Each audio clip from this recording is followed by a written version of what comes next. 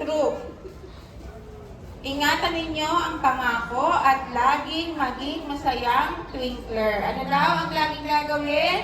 Maging masayang twinkler. Anong gagawin? Maging, sabay-sabay nga, maging masayang twinkler. Patingin na ng mga smile.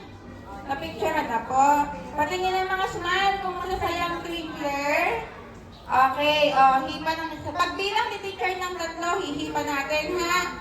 Okay, 1, 2, 3, blow! Blow! Okay, ibaba sa baba. Ilagay sa baba.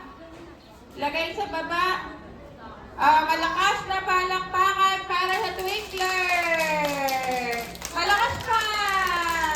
Pinakamalakas! Ay, talaga naman. Hirap pasayahin mga to. Okay po. So, ngayon naman, sige, kuhanin na ang kandila. Kuhanin na, si Ma'am Shelly na daw at baka mapaso pa. Okay, ngayon, tapos na ang ating investiture. Lahat muna ng ating part 1.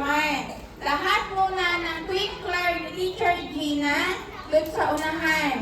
Magpa-picture kayo kasama si Teacher Gina. Lahat